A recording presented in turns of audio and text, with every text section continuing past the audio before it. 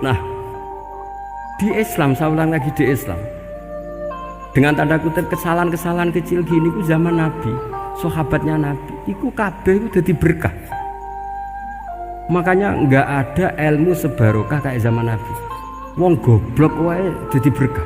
Sampai Nabi ngendikan aksaru ahlil jannah al-bulu, akeh-akeh penduduk swarga iku wong goblok. Mergo wong goblok iku piye? Apa dimangkeli iku ya gaweane pangeran. Nabi itu pernah disomasi wong goblok. Itu ya piye? Nabi kan cerita kiamat tuh gini. Yang kemarin nggak jadi itu. Kiamat di Indonesia kan berapa kali ya? 999 terus 2000 berapa? 12 terus Jumat apa kan sering mau ada kiamat tuh. Saya sering ditanya tamu, "Gus, ngenteni kiamat teng pundi? Enteni ning kene barang aku." Aneh-aneh. Ngkarwan layak alamuha illahu bokas-bakas. Nak misalnya tenan piye, Gus? Ya tenan sing entek kowe sik, anak aku gak. Wah, sesuk tajak ngenteni kiamat ora sida kiamat. Aneh-aneh. Saya ulang lagi. Ketika Nabi cerita dasarnya kiamat itu sahabat itu enggak mikir. Padahal mereka orang-orang pinter. Si mikir wong desa, Mas. Ya Rasulullah, mata sa'ah. Engkau itu cerita kiamat terus tapi enggak jelas tanggalnya. Lalu itu kapan?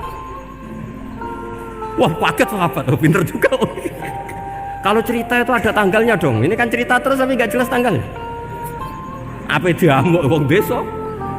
Ora diamuk mangkelno. Nabi meneruskan tentang ahwalil kiamah, masih nerangkan ahwalil kiamah. Dibaleni lagi. Ya Rasulullah, mata sa'ah. Lalu kiamat itu kapan? Ini kalau ijazai, jadi bodoh tapi untuk ridhanya Allah Ta'ala pun. Kalau lah kadang dari pinter gue nyesal. Ribet. Dikongkon Pak Najib barang ini akhirnya. Gara-gara pinter. Padahal kok ya wong bodoh lah mlebu swarga, ribet kan? Direwangi dadi wong alim, sebelum kok wong bodohne ya melok mlebu swarga. Wong gelombang kedua itu pengumumannya siapa pencinta Nabi, pencinta wong alim masuk swarga. Yang pertama seleksinya agak ketat. Yang kedua itu ya muhibbin mun cukup. Jadi sebenarnya swarga ya ketemu wong ras jelas-jelas nih. Wah repot ya. Akhirnya ketika Nabi gak jawab, sahabat itu banyak yang analisis kariha maqala, lam yasma, ada yang bilang lam yasma. Memang Nabi tidak dengar. Ada yang analisis sami'a wa kariha maqala. Sebenarnya Nabi itu dengar tapi gak suka karena pas khutbah di-cut, diinterupsi. Karena diulang-ulang lagi akhirnya akhirnya Arabi tadi mengulang-ulang lagi. Akhirnya Nabi jawab. Karena Nabi itu orang yang sangat pintar, jawabnya ma'atatalaha. Kamu kok berani tanya kiamat kapan? Persiapan kamu apa? Fawawahi ma'atatulaha kabira sholatin wala siyamin wala kata wa kata walakin ni uhibbuka. Cek menang ya, cek pede. Apa Nabi tanya persiapan saya? Oh, kalau sholat saya biasa kok bangga. Wes wong desa biasa kok. Fawawahi ma'atatulaha kabira sholatin, saya sholatnya biasa, puasa biasa. Maksudnya sing wajib-wajib tok lah, ndak aneh-aneh. Tapi walakin ni uhibbuka, tapi saya ini mencintai engkau. Apa jawabannya Nabi? Almar'u ma'aman ahabba. Dan itu melegenda seluruh dunia, baru kayak Bedui. Jadi semua orang yang hafal hadis almar'u ma'aman ahabba atau anta ma'aman ahbabta, itu barokatu hadal badui, karena berkahnya orang Bedui. Dan hadis itu mutawatir karena dikatakan Nabi ketika khutbah, orangnya banyak yang hadir banyak. Barokahnya orang Bedui, gak disopan santun. Mukjizatnya Nabi seringnya gara-gara orang Bedui.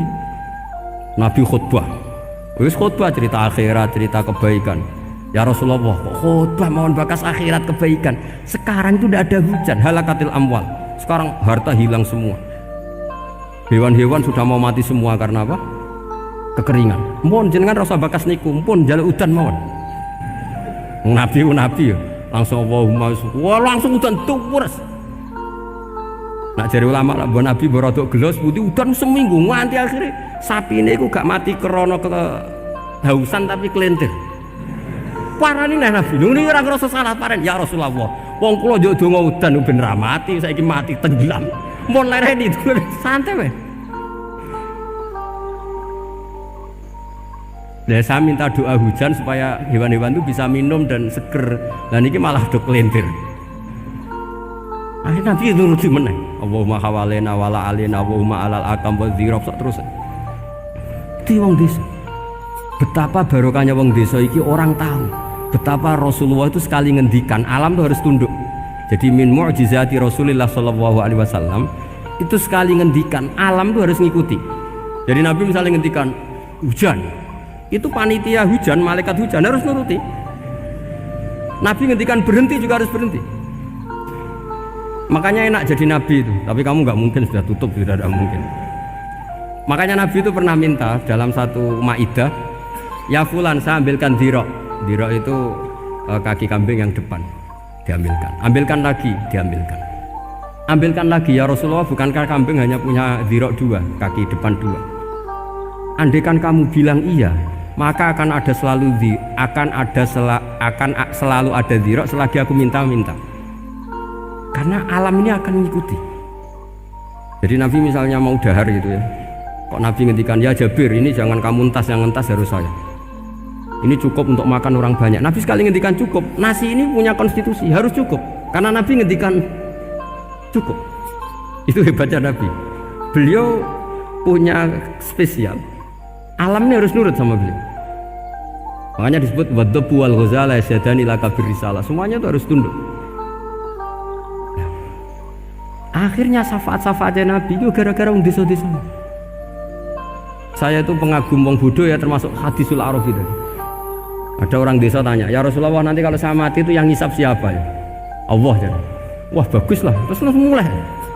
Barang mulai, abe guya-guyu. Nabi piye karpe? Dipanggil lagi. Ya Arabi, kenapa kamu tertawa-tawa terus pulang? Ya bagus lah kalau yang ngisap Allah. Selama ini hubungan sama Allah saya baik-baik saja. Tapi Nabi muji faqhu hadzal Arabi, wis pinter kowe cong. Terus pernah lagi ada orang Bedui tanya, hal yadhakur rabbu ya Rasulullah, apakah Tuhan itu pernah senyum, pernah tertawa? Naam, kata Nabi, ya pernah. Lan na'dima min rabbin yadhaku khairan. Kalau Tuhan pernah senyum, pernah tertawa, wah orang kalau pernah tertawa itu pasti baik. Ya bagus lah, enggak apa-apa. Jadi makanya ini unik ya, Islam itu agama yang unik. Agama yang berkah, yang alimnya ya ketulungan, yang bodoh juga ketulungan. Karena memang agama ini untuk semua, lil alamin, untuk semua. Maka kata Imam Ghazali, Allah mengutus Nabi itu diutus ke raja-raja, diutus ke pedagang, diutus ke aromil, diutus ke fuqara, diutus ke birokrat, diutus ke apa saja. Ila jami'i sunufin nas, ila jami'i asnafin nas. Bahwa semua yang mengapresiasi kenabiannya Nabi itu mulai raja, pedagang, PNS, birokrat, orang miskin, orang apa saja mengapresiasi dakwahnya Rasulullah Shallallahu Alaihi Wasallam. Al-Fatihah.